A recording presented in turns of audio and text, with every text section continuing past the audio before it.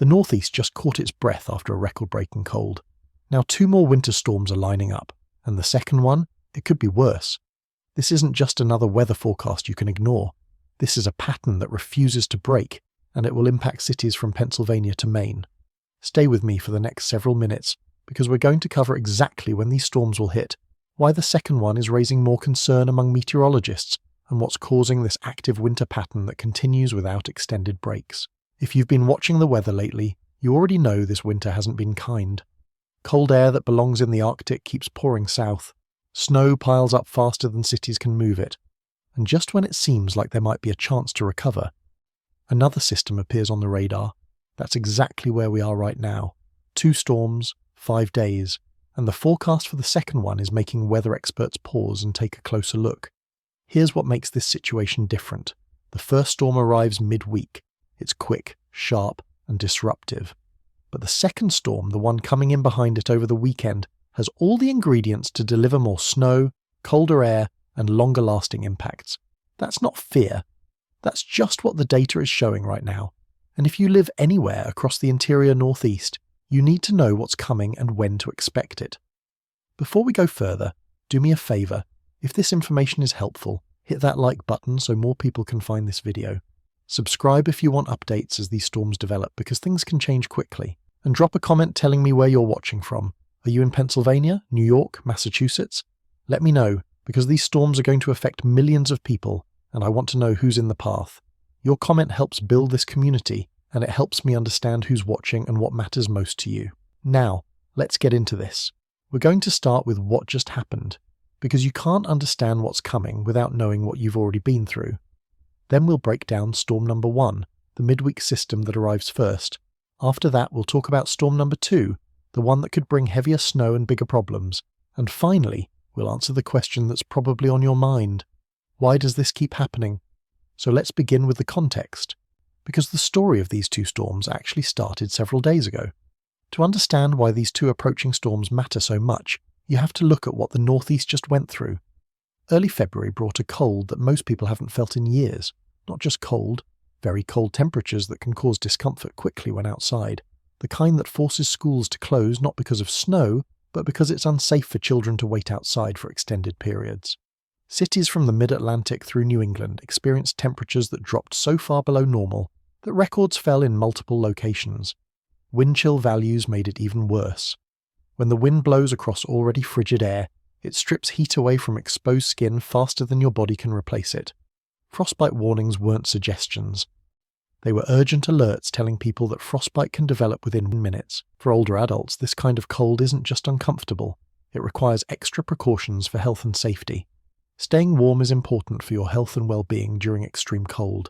Heating systems ran constantly. Thermostats stayed high, and energy bills climbed with every hour that Arctic air refused to budge. This wasn't a one-day event.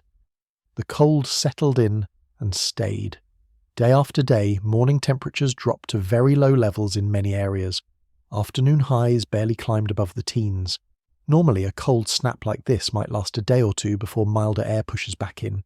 But this time, the pattern held. The cold air mass was deep, stubborn, and relentless. It covered a massive area, and there was nowhere to escape it if you lived east of the Mississippi River.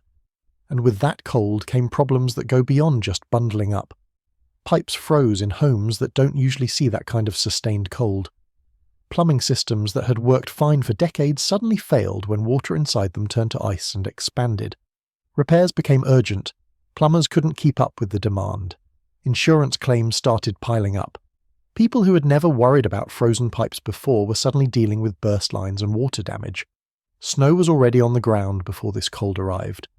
Earlier storms in January left accumulation across much of the region. That snow never had a chance to melt because temperatures stayed so low. Instead, it just sat there, compacted under its own weight, turning into dense, heavy layers that don't go anywhere. Cities that had already spent significant portions of their snow removal budgets were looking at more winter ahead, with fewer resources to handle it. Snow storage became a real issue in urban areas.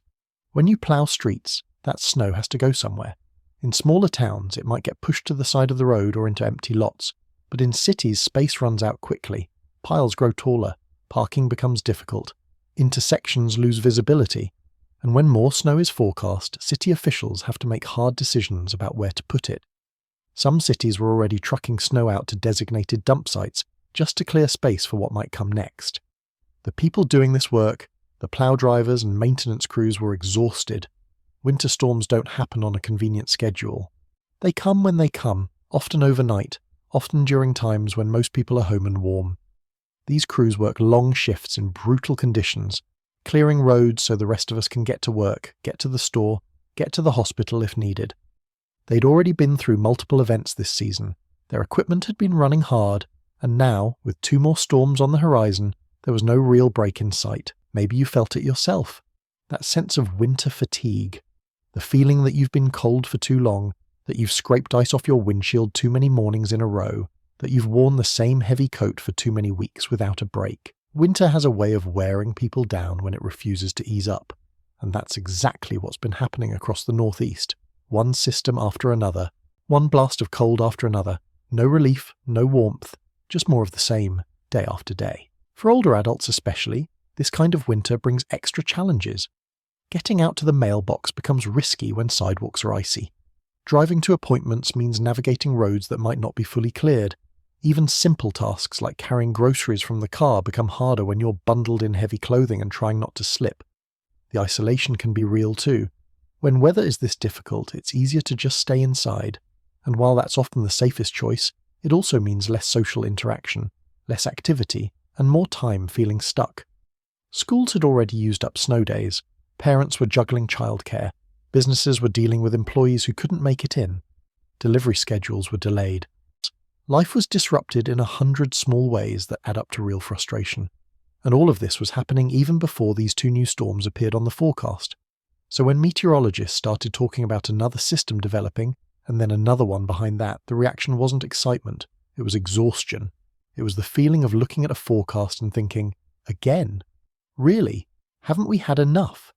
And that's a completely understandable response, because weather isn't just about numbers on a map, it's about how those numbers affect real lives, real routines, real people trying to get through their day.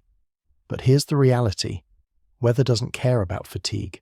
It doesn't check with us before sending the next storm. Patterns develop based on atmospheric conditions that play out over vast areas and long time periods. And right now, the pattern across North America is locked into a configuration that keeps sending cold air and storm systems into the eastern United States. That's not going to change just because people are tired of it. It's going to change when the atmospheric pattern changes, and so far there's no sign that's happening anytime soon. That brings us to right now. Early February, cities still recovering from record cold, snow still piled high, crews still exhausted, and 2 more winter storms taking shape, one right after the other. The first one is already being tracked, the second one is still developing, but the signals are strong enough that forecasters are paying close attention, and what they're seeing suggests that this week is about to get very complicated for anyone living across the interior northeast. Let's talk about that first storm because it's going to arrive before most people are ready for it. Section 3. Storm 1. The immediate threat word. Count. 2,325 words.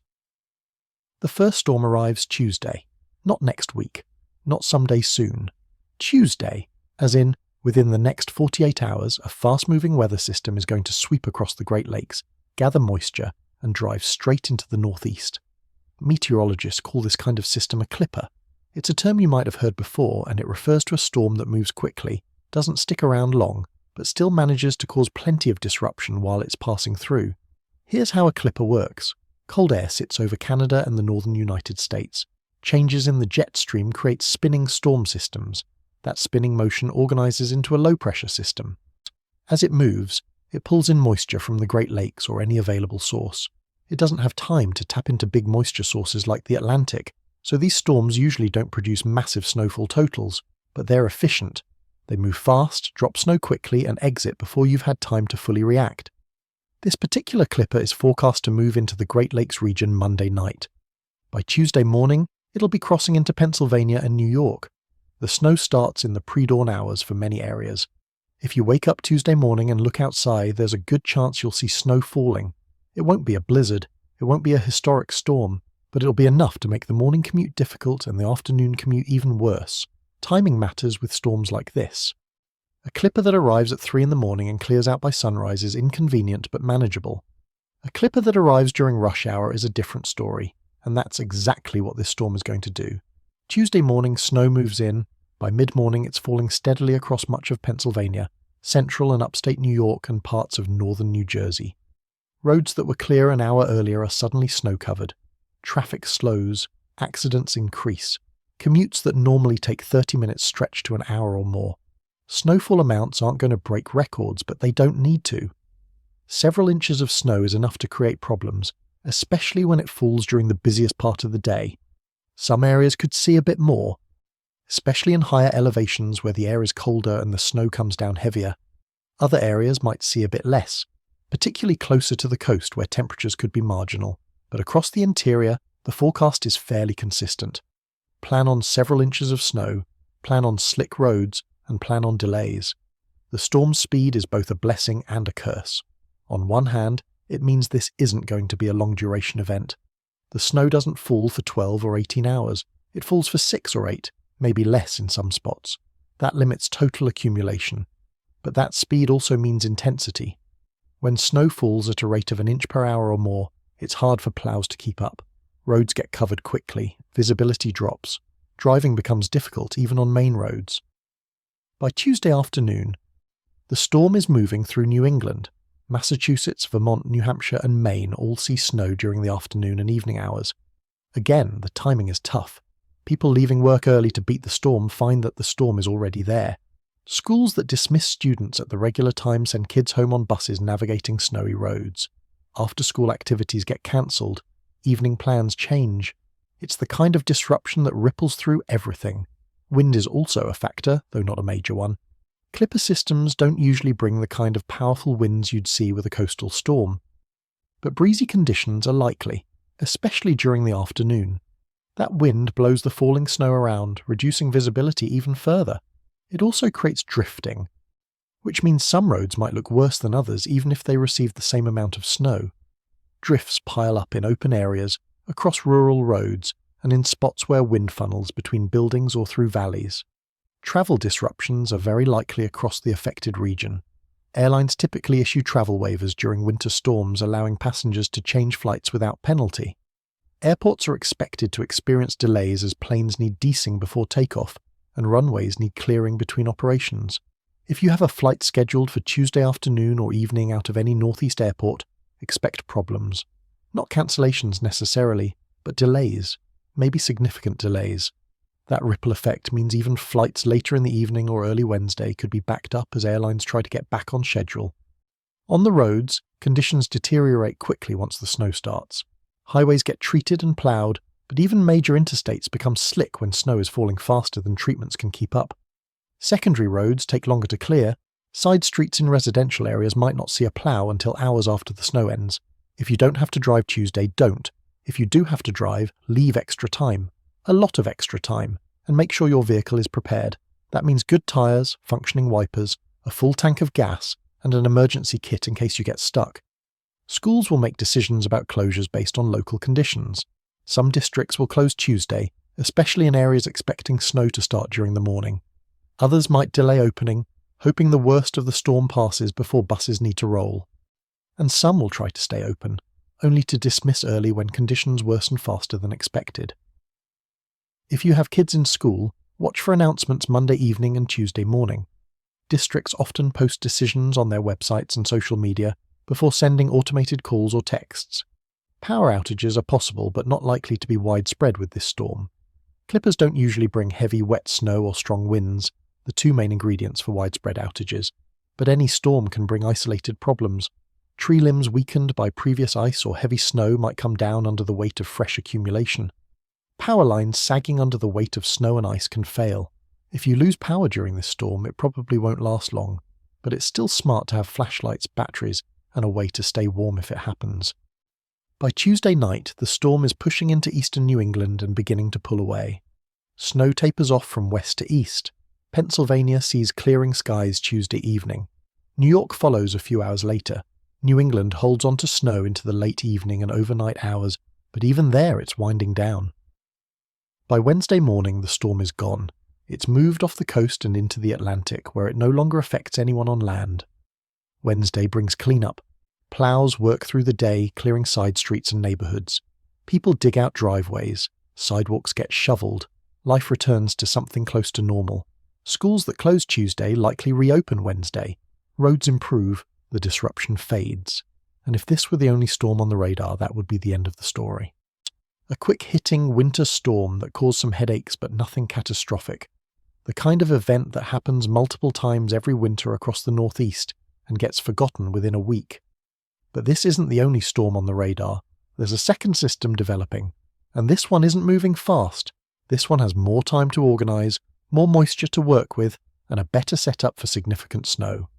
Storm number 2 is coming, and it's coming right behind storm number 1, before cities have finished cleaning up, before people have caught their breath, before anyone is ready for round 2. Thursday brings a break. Maybe not sunshine and warmth, but at least a break from active weather. The clipper has moved out, skies start to clear, temperatures stay cold, but nothing is falling from the sky. Crews use this time to finish clearing roads. People restock supplies. Life settles down after the Tuesday disruption, and for a brief moment it feels like maybe the worst is over, except it's not. Because Friday, a new storm system starts to take shape, and everything about this one looks more significant than the clipper that just passed through. Storm number 2 develops differently. This isn't a fast-moving clipper racing across the Great Lakes. This is a broader, slower system that has time to organise and strengthen. It forms as a disturbance in the southern United States, likely somewhere across the plains or the Mid-South. As it moves northeast, it encounters cold air that's been sitting over the northeast all week. That collision between systems, between cold air and a developing storm, creates the potential for snow. Potentially a lot of it. Timing puts this storm over the northeast during the weekend. Early forecasts suggest snow could start Friday evening or Friday night across Pennsylvania and New York. By Saturday morning, it's snowing across a wide area. And unlike the Tuesday clipper, this storm doesn't rush through. It moves slowly. That slow movement means longer duration snowfall. It means accumulations have more time to pile up. It means impacts last longer and affect more aspects of daily life. Let's talk about why meteorologists think this storm could be worse. First, duration. The Tuesday storm dropped snow for 6 to 8 hours in most places. Current forecasts suggest this weekend storm may produce snow for 12 to 18 hours in some areas. When snow falls for that length of time, even at moderate rates, totals add up. 6 inches becomes 12, 8 inches becomes 16. You get the idea. Duration matters. Second, moisture. The weekend storm has better access to moisture sources. As it moves northeast, it can tap into moisture from the Gulf of Mexico or the Atlantic Ocean. That additional moisture feeds the system, making the snow heavier and more persistent. The Tuesday clipper had less moisture available. It worked with what it could grab quickly from the Great Lakes and moved on. This weekend storm has more resources to work with. Third, cold air. The air mass over the northeast remains frigid through the week. When this weekend storm arrives, it won't be fighting marginal temperatures. The cold is locked in. That means the precipitation falls as all snow, not a mix, not rain changing to snow. Just snow from start to finish across the interior, and colder air also means fluffier, lighter snow in some cases, which can pile up quickly and blow around easily in any wind. Fourth, storm track. The exact path this storm takes will determine who sees the heaviest snow. If the storm tracks slightly west, interior areas get hammered while the coast sees less. If it tracks closer to the coast, the snowfall gradient shifts east. Right now, the forecast keeps the storm on a path that impacts the same areas affected by the Tuesday clipper: Pennsylvania, New York, and New England. But the details matter enormously. Small changes in the storm's path can affect snowfall amounts in different areas. Snowfall predictions for the weekend storm are tricky this far out. Forecasts will change as the system gets closer and models get better data. But based on current information, meteorologists are watching for the potential of significant accumulation. Some areas may see 10 or more inches of snow, though forecasts will be refined. That's not a guarantee. It's a possibility that depends on many factors still being resolved. But it's enough of a possibility that people need to pay attention and prepare for the chance that this storm delivers more snow than the one earlier in the week. Timing over the weekend creates its own set of problems. Friday evening snow affects dinner plans, evening commutes for those who work late, and any travel people hope to do heading into the weekend. Saturday snow disrupts errands, shopping, appointments, and anything else people typically do on weekend mornings and afternoons. And if the snow continues into Saturday night or Sunday morning, it affects church services, family gatherings, and the start of the new week. Valentine's Day falls on the weekend this year. For some people, that means dinner reservations, plans with a partner, or family activities. A winter storm doesn't care about holidays. If this system delivers heavy snow Saturday evening, restaurants might see cancellations. Travel to visit loved ones becomes difficult or impossible. The day that's supposed to feel special instead feels frustrating. That's a small thing in the bigger picture, but it's one more way winter weather disrupts normal life. Wind could be a bigger factor with this storm than it was with Tuesday's Clipper. Slower moving storms sometimes bring stronger, more persistent winds, especially if wind speed increases as the storm strengthens. Wind doesn't just make it feel colder. It blows snow around, creating drifts that bury roads, driveways, and cars. It significantly reduces visibility during periods of heavy snow, and it increases the risk of power outages as snow-laden tree branches sway and break. Speaking of power, this storm has a higher potential to cause outages than the Tuesday system. Longer duration snow means more accumulation on tree limbs and power lines. If the snow is wet and heavy, the weight adds up quickly. Add wind into that equation, and you have conditions where trees can snap and lines can come down. Rural areas are more vulnerable because power infrastructure is spread out and takes longer to repair. Urban and suburban areas usually fare better, but even there, localized outages can happen. Travel impacts extend beyond just roads. If this storm delivers significant snow Saturday, airlines will cancel flights rather than delay them. Airports might reduce operations or close temporarily if snowfall rates exceed the ability to keep runways clear. Amtrak and other rail services might experience delays or cancellations. Driving long distances is not recommended.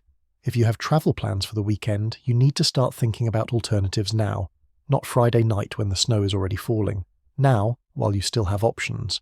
The compound effect makes this storm particularly challenging. Cities just finished cleaning up from Tuesday's snow.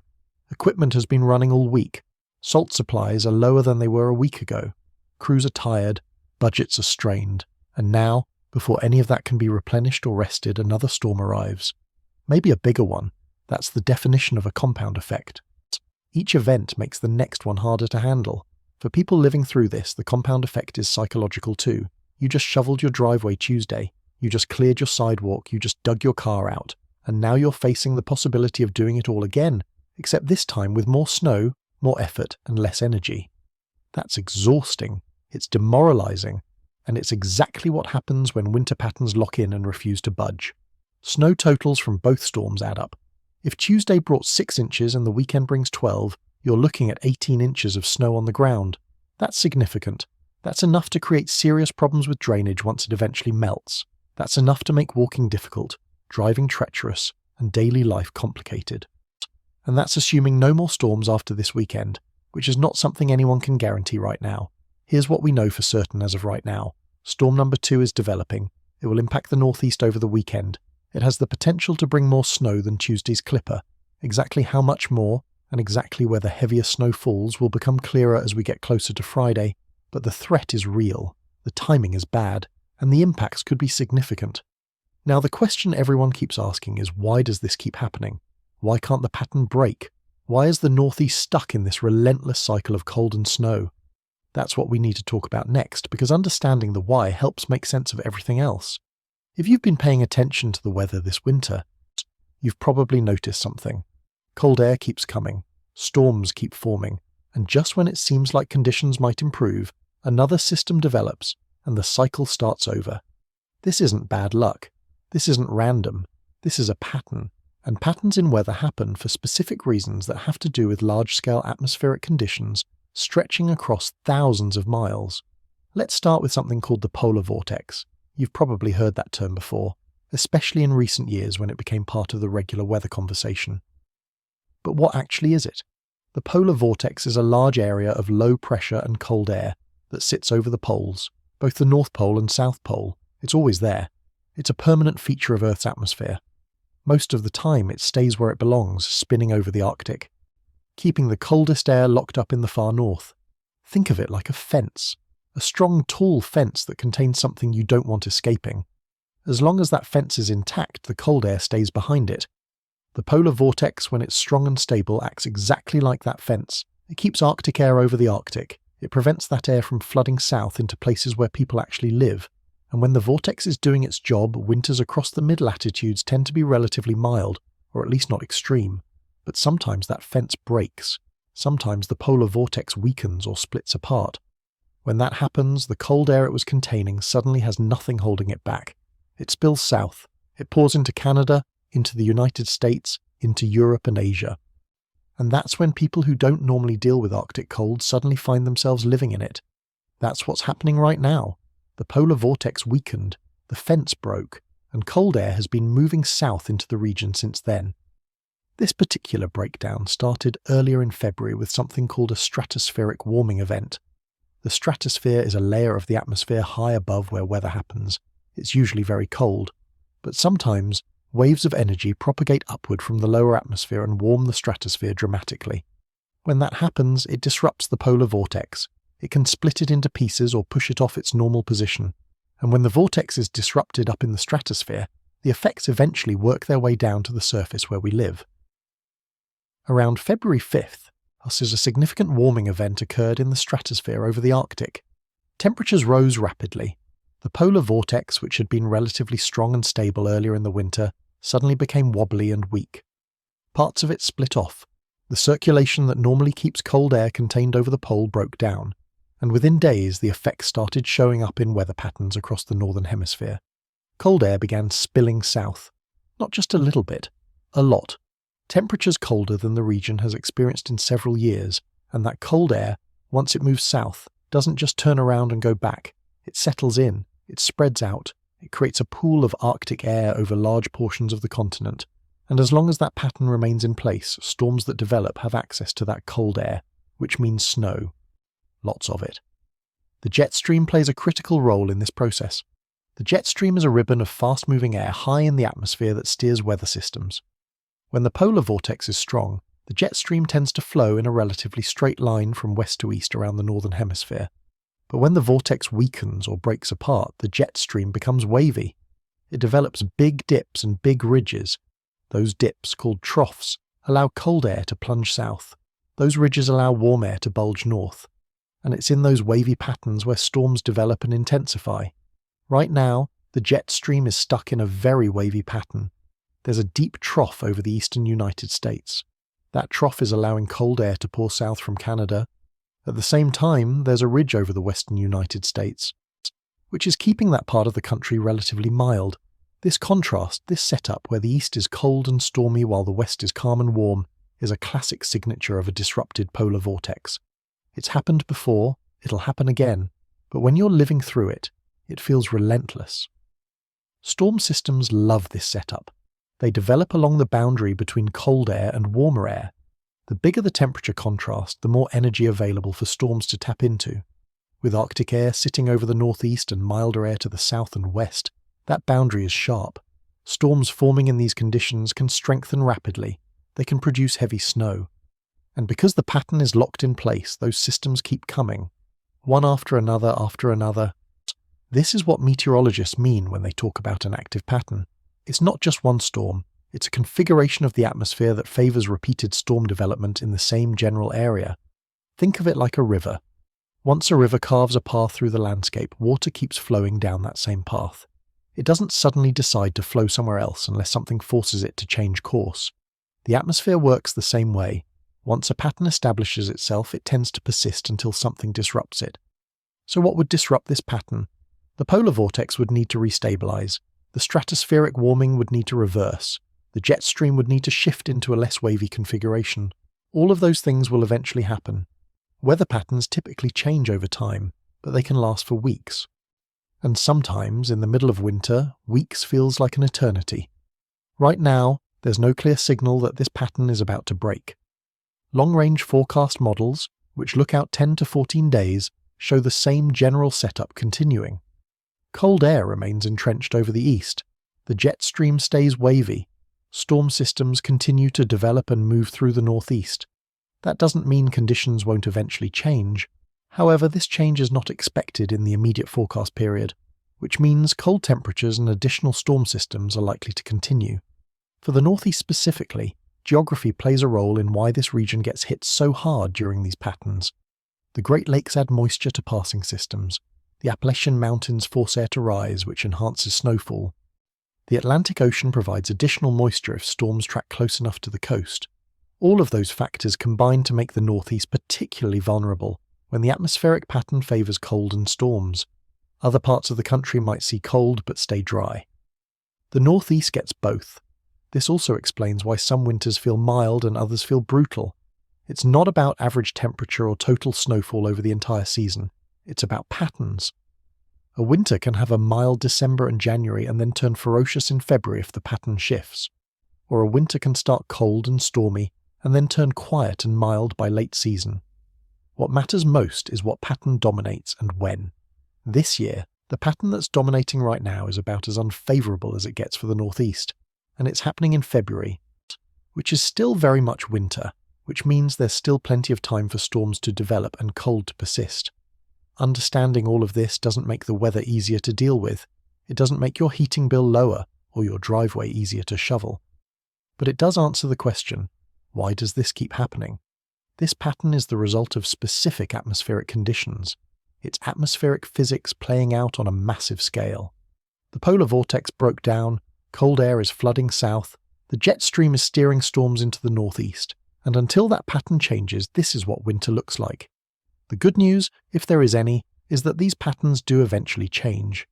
The stratosphere will stabilize, the polar vortex will rebuild, the jet stream will shift, milder air will return, spring will come, but right now, in early February, with 2 storms on the radar and no sign of a pattern change, the focus has to be on getting through what's immediately ahead. And what's immediately ahead is more cold, more snow, and more disruption. That's the reality.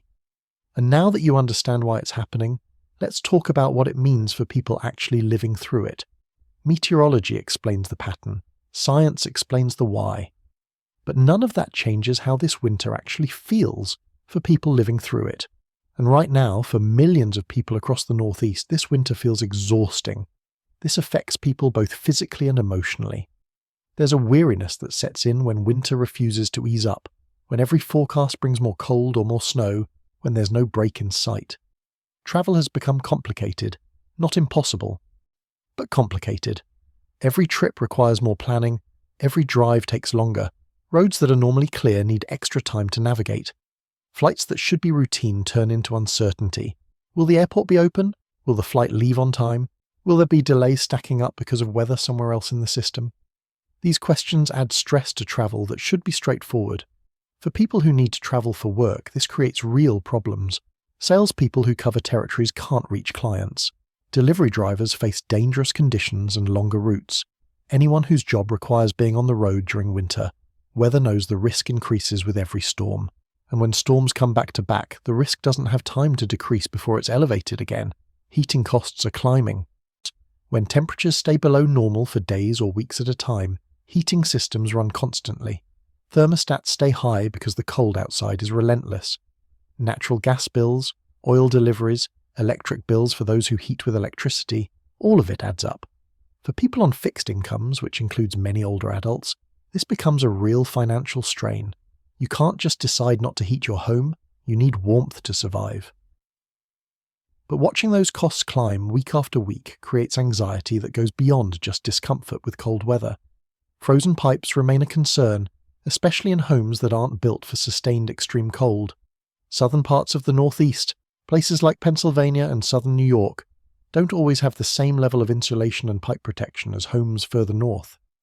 When cold this intense settles in and stays, pipes that are normally fine suddenly become vulnerable, and once a pipe freezes, the damage can be extensive. It's not just the inconvenience of no water, it's the potential for burst pipes, flooding, and expensive repairs. For older adults, winter like this brings specific challenges that younger people might not think about. Getting out to the mailbox means navigating ice. Walking to the car means risking a fall.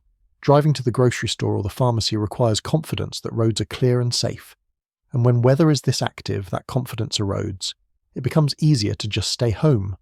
And while staying home is often the safest choice, it also means isolation. Less contact with others, less activity, more time alone. That takes a toll over time. Snow removal is another burden that falls heavily on certain people. If you're physically able to shovel, it's hard work but manageable. If you're not, it becomes a serious problem. Driveways need clearing or cars can't get out. Sidewalks need clearing or walking becomes dangerous. For people who can't do this work themselves, they depend on neighbours, family or paid services, and when storms come frequently, keeping up becomes harder and more expensive. Communities with strong social networks handle this better. Neighbours check on each other. Younger residents shovel for older ones. People share resources and information, but not every community has that level of connection. And even in places that do, repeated storms test those bonds. Everyone gets tired. Everyone has their own challenges. The goodwill that's abundant after the first storm of the season can wear thin by the 5th or 6th. Schools have used up flexibility in their calendars. Most districts build in a few snow days each year as a buffer. But when winter is this active, those days get used quickly. Once they're gone, schools face tough choices. Close anyway and extend the school year into summer, stay open and risk safety, shift to remote learning, which creates its own set of challenges. There's no perfect answer, and parents, already juggling work and childcare, feel the strain every time another storm forces another closure or early dismissal. Small businesses suffer during winter like this. Restaurants see cancellations when snow keeps people home. Retail stores have fewer customers. Service businesses struggle when appointments cancel. Yes, some businesses benefit. Plough services stay busy. Hardware stores sell shovels and salt. But overall, local economies take a hit when weather disrupts normal activity week after week. The mental toll is real, even if it's hard to quantify. Humans aren't built to handle prolonged stress without relief, and that's what an active winter pattern creates: prolonged stress. Not acute danger, not immediate threat, but constant low-level stress that never quite goes away. You go to bed wondering if there will be snow overnight. You wake up and check the forecast before planning your day. You adjust plans constantly based on weather. And while any one of these adjustments is minor, the cumulative effect is fatigue. This is especially true for people who've lived in the Northeast their entire lives. They've seen bad winters before. They know how to handle snow and cold. But even experienced winter veterans reach a point where they're just done. Done with scraping windshields, done with wearing heavy coats, done with grey skies and short days and snow that never seems to melt. That feeling is valid, it's understandable, and it's widespread right now. There's also a sense of unfairness when you look at the national weather map and see that other parts of the country are experiencing totally different conditions. The West Coast is mild, the South is comfortable, the Southwest is seeing spring-like warmth, and the Northeast is buried under snow and locked in Arctic cold. Intellectually, everyone knows weather isn't fair, but emotionally it still stings to see vacation photos from friends in warm places while you're shoveling your driveway for the 3rd time in a week. But here's something worth remembering. People are resilient, communities are strong, and winter, no matter how harsh, always ends. The sun is already getting higher in the sky each day. Daylight is increasing. Spring is coming, even if it feels impossibly far away right now. And in the meantime, people adapt. They check on neighbours, they share ploughs and shovels and salt. They help each other through the difficult days, because that's what humans do. We endure, we support each other, and we get through hard things together. None of that makes the forecast easier. 2 storms in 5 days is still 2 storms in 5 days. The cold is still real, the snow is still coming. But knowing that others are experiencing the same challenges, that you're not alone in this, that communities all across the Northeast are dealing with the same relentless pattern, that provides some small comfort. We're all in this together, and together we'll make it through to the other side. So what should you actually be watching for as these 2 storms approach? Let's get specific about timing, about key indicators, and about what the next week looks like. Because understanding what's coming and when it's coming helps you prepare, make decisions, and stay as safe as possible. Start with Monday evening. That's when the first storm system begins to show up on radar over the Great Lakes. If you're the type of person who checks radar apps or weather websites, Monday evening is when you'll start seeing precipitation develop to your west. This is the leading edge of Tuesday's Clipper system. It won't affect the Northeast yet, but it's on the way. By Monday night, snow develops across Michigan, Wisconsin, and parts of Ohio. Watch how quickly that snow moves. Clippers move fast, so if the system is racing along Monday night, expect it to arrive in Pennsylvania and New York by early Tuesday morning. If it's moving slower than expected, arrival times might shift a few hours later. But either way, Tuesday morning is when this storm makes its presence known across the northeast. Tuesday morning is critical for commuters. Check conditions before you leave home. Roads that were clear Monday night might be snow-covered by Tuesday at 7 in the morning. If your area is seeing snow at daybreak, expect a difficult commute. Leave early, drive cautiously, and if your workplace allows flexibility, consider working from home Tuesday if that's an option. The worst conditions will be Tuesday morning through Tuesday afternoon. By Tuesday evening, the storm is moving out and conditions will improve, though roads might still be messy. School closures and delays will be announced Monday evening or early Tuesday morning. If you have children, watch for those announcements. Many districts post updates on social media or send automated messages. Don't assume schools will be open just because the snow isn't heavy. Even moderate snow during the morning commute is enough for many districts to close or delay. Tuesday afternoon, pay attention to how quickly the storm exits. If snow tapers off by early afternoon, cleanup begins immediately, and Wednesday looks much better. If snow hangs on into Tuesday evening, especially across New England, Wednesday morning might still have some residual impact. The faster the storm clears, the quicker life returns to normal. Wednesday and Thursday are your break. Use this time wisely. If you need groceries, get them Wednesday or Thursday. If you need to fill a gas tank, do it then. If you need prescriptions refilled, handle it before Friday. Because Friday evening the second storm begins to move in, and if forecasts hold, this one causes bigger problems. Friday during the day should be quiet. But Friday evening, watch for snow to develop across Pennsylvania and western New York. This won't be a quick-moving clipper. This will be the start of a longer duration event. If snow starts Friday evening, expect it to continue overnight and into Saturday. That means Saturday morning waking up to snow already on the ground and more still falling. Saturday is when this second storm likely reaches peak intensity. Snow could fall steadily for much of the day across a wide area.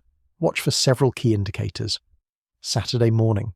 First, how heavy is the snow falling? If radar shows intense bands of snow, accumulation will be rapid. Second, how widespread is the snow? If it's covering multiple states simultaneously, impacts will be regional, not just local. Third, what's the temperature? Colder temperatures mean fluffier snow that piles up faster and blows around more easily. Wind becomes increasingly important Saturday afternoon and evening. If wind picks up while snow is still falling, visibility will drop dramatically. Blowing snow creates whiteout conditions even if the snow isn't falling heavily at that exact moment. Travel becomes very difficult and not recommended. If wind gusts reach 30 or 40 miles per hour during the storm, expect drifting snow to close roads even after plows have cleared them. Saturday night into Sunday morning is when accumulations really add up. If snow continues falling overnight Saturday, many areas will wake up Sunday with significant accumulation. Measuring snow Sunday morning will give you a sense of total impact. But remember, isolated areas could see much more or much less depending on exact storm track and local factors. Your neighbour 3 miles away might have 8 inches while you have 12, or vice versa. Sunday, watch for when the snow finally ends. If it tapers off Sunday morning, cleanup can begin and the worst is over. If it continues into Sunday afternoon or evening, impacts extend into the start of the new week. Monday morning commutes could be affected if snow doesn't end until late Sunday. Beyond this weekend, the pattern doesn't show signs of breaking yet. That doesn't mean more storms are guaranteed. It means the setup that's creating these storms remains in place. Cold air stays entrenched, the jet stream stays active, the possibility of additional systems remains elevated. Keep watching forecasts beyond this weekend. Don't assume that once these 2 storms pass, winter is done. One more thing to watch. Forecast changes. Everything discussed here is based on current information, but forecasts evolve as storms get closer and models ingest new data. Check updated forecasts Tuesday for Storm 1 and Friday for Storm 2. Snowfall totals might shift, timing might adjust, storm tracks might change. Stay flexible and stay informed. If you're trying to decide whether to change plans, here's a general guideline. For Tuesday's storm, local travel will be difficult but not impossible. Long-distance travel is risky. For this weekend's storm, if current forecasts verify, even local travel could become very difficult. Long-distance travel would be dangerous. Make decisions based on necessity, not convenience. If you don't have to travel, don't. If you do have to travel, prepare for worst-case scenarios and have backup plans. For older adults particularly, the safest approach is to prepare ahead and then stay put during the storms. Stock up on essentials Wednesday or Thursday. Make sure you have food, medications and supplies to last through the weekend without needing to go out. Charge devices, have flashlights and batteries ready. Check in with family or neighbours so someone knows you're okay, and then stay home while the storms pass. There's no shame in prioritising safety over convenience. Weather changes, patterns shift, and eventually this active period will end. But right now, with 2 storms approaching in the next 5 days, the focus has to be on preparation and safety. Watch the timing, watch the forecasts, and make smart decisions based on what the weather is actually doing, not what you wish it would do. Step back for a moment from the immediate forecast. Look at this winter season as a whole. What's happening right now across the northeast is part of a larger story about how winter weather patterns work, how they set up, and why some years feel so much harder than others. This isn't the worst winter on record. It's not breaking every snow record or every cold record, but it's an active winter, and active winters have their own character that makes them challenging in specific ways. Winter started relatively quiet across much of the east. December was cold at times, but not extreme. Snow was spotty. January brought more active weather, but nothing that felt overwhelming. Then early February arrived, and the pattern shifted hard. The polar vortex disruption sent Arctic air pouring south. Storms began lining up, and suddenly, winter went from manageable to relentless. That kind of shift happens sometimes. Patterns change, and when they change toward more active, colder conditions in the middle of winter, it creates exactly the situation playing out right now. Compare this to recent years. Some recent winters were exceptionally mild, with below-average snowfall and above-average temperatures. People started wondering if winters were becoming less harsh, if climate was shifting toward milder conditions. Then a winter like this comes along and reminds everyone that winter still knows how to be winter. The atmosphere doesn't follow smooth trends. It varies year to year, sometimes dramatically. One year brings hardly any snow. The next year buries cities. That's natural variability.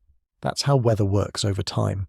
What makes this particular February notable is the persistence of the pattern. It's not one big storm followed by quiet weather. It's a series of systems, one after another, with no prolonged break in between. That relentless quality is what wears people down and creates compound impacts.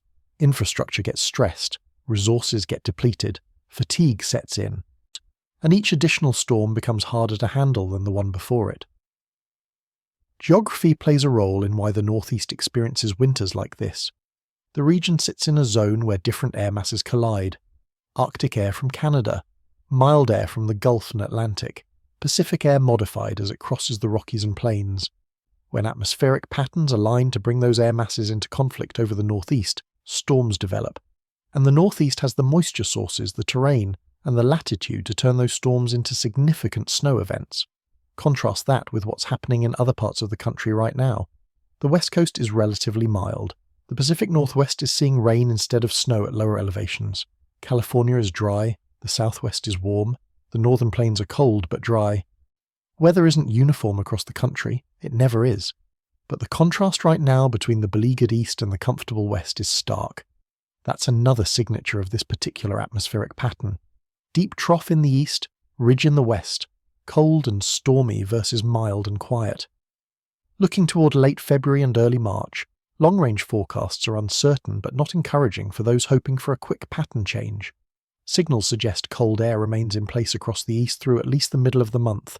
The active storm track likely continues. That doesn't mean every day will be stormy, but it means the potential for additional systems remains elevated. Winter isn't over, and for the Northeast, the most challenging part of winter might be happening right now. There's a reason February has a reputation for being a difficult month in northern climates. It's still fully winter. The sun is getting stronger, but it's not strong enough yet to truly moderate temperatures. Snow that falls in February sticks around longer than snow that falls in March. Cold in February feels colder because people are exhausted from months of winter already. And psychologically, February is the month when people start really longing for spring. When winter is active in February, it feels particularly cruel because spring feels close but isn't actually arriving yet. But perspective matters. This is not unprecedented. The Northeast has seen winters like this before. Older residents can probably remember multiple winters that felt just as relentless, just as exhausting, just as endless. Weather records go back well over a century in many locations, and the archives show that active, cold, snowy winters happen periodically. They're not every year, but they're not once in a lifetime either. They're part of the natural range of winter weather in this part of the world. That doesn't make the current situation easier, but it does provide context. You're not experiencing something completely outside the bounds of normal. You're experiencing an active winter pattern during a time of year when winter still has full control. And while that's difficult, it's not abnormal. It's weather doing what weather does in a northern climate during winter. Seasonal outlooks suggested this winter might be active across parts of the east. Those outlooks aren't perfect.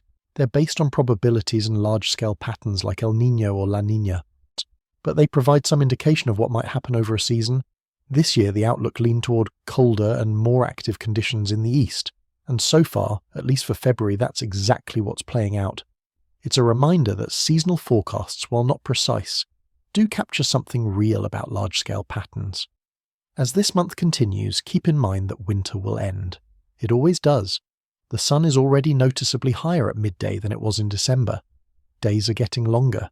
By the end of February, daylight will have increased significantly. March brings the spring equinox, and even if March starts cold and snowy, by the end of March, conditions typically start to moderate. Snow becomes less frequent, cold becomes less intense, and the transition towards spring, slow at first, begins to accelerate. Right now, that feels far away. When you're in the middle of an active winter pattern, with 2 storms on the immediate horizon and no break in sight, thinking about spring feels almost pointless. But time moves forward whether winter wants it to or not. February will end, March will arrive, and eventually the pattern will shift. The polar vortex will restabilize, the jet stream will flatten out, milder air will return, and this difficult stretch of winter will become a memory, a story to tell, a season that tested endurance but ultimately ended like they all do. So here we are. 2 winter storms approaching. The first one arrives Tuesday, quick and disruptive. The second one follows over the weekend, slower and potentially more significant. Both storms target the same region that's already exhausted from weeks of cold and snow. And the pattern driving these storms shows no sign of breaking anytime soon. This is what current forecasts indicate, and that's what people across the Northeast need to prepare for right now. If you take one thing from this video, let it be this. Preparation matters. You can't control the weather, you can't stop storms from developing or cold air from pouring south. But you can control how ready you are when those storms arrive. Stock up on essentials now, not when snow is already falling. Make sure your car is ready. Check on neighbours, especially older adults who might need help. Have a plan for losing power even if it's unlikely. Small preparations made ahead of time reduce stress enormously when weather actually hits. For older adults watching this, please don't hesitate to ask for help. There's no shame in admitting that shoveling snow is too much, or that driving in winter weather makes you nervous. Reach out to family, neighbours, or local services. Many communities have programs specifically designed to help seniors during winter weather, and if you're someone who's able to help, check in on older neighbours, offer to shovel, offer to pick up groceries, offer to make a phone call just to make sure they're okay. Those small acts of community support make a huge difference. This winter is testing people, no doubt about it. But it's also revealing something important. Communities are stronger than they sometimes realise. People help each other. Strangers shovel out strangers' cars in parking lots. Neighbours check on neighbours. Local businesses stay open late to make sure everyone has what they need. That resilience, that willingness to support each other through difficult times, is what gets communities through winters like this. Remember, storms pass. Cold air eventually retreats. Patterns shift. Nothing about winter is permanent. Right now feels hard because you're in the middle of it. Tuesday's storm will come and go. This weekend's storm will come and go. And eventually this entire active pattern will come to an end. Spring will arrive. Temperatures will warm. Snow will melt. And life will return to normal. That's not speculation. That's certainty. Winter conditions eventually transition to spring. In the meantime, stay informed but don't obsess over every forecast update. Check weather information once or twice a day. Make your decisions based on current forecasts. But don't spend all day refreshing radar apps or reading every possible model run. That doesn't help. It just increases anxiety. Trust that forecasters will communicate important changes, and trust yourself to make good decisions when you have the information you need. If this video helped you understand what's coming and why it's happening, hit that like button.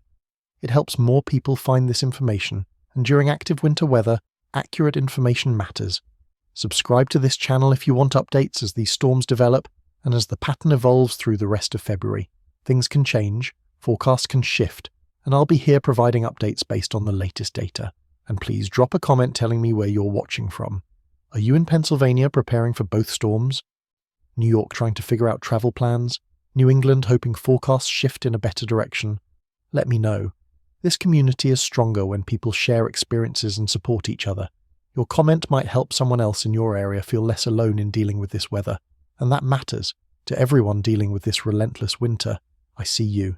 I know it's exhausting. I know you're tired of cold and snow and grey skies. I know you're ready for spring. All of that is valid. But you're tougher than you think. You've already made it through weeks of difficult weather. You'll make it through these next 2 storms, and you'll make it through whatever else this winter brings. Because that's what people do. They endure, they adapt, and they come out the other side. Check on your neighbours, help where you can. Ask for help when you need it. Stay safe, stay warm. And remember that every day, even the cold ones, brings us one day closer to spring. Winter's grip is strong right now, but it's not forever. The sun is already working against it, and soon enough, we'll all be complaining about heat instead of cold. That day is coming. Until then, take care of yourself and take care of each other. Thank you for watching, stay safe through these storms, and I'll see you in the next update.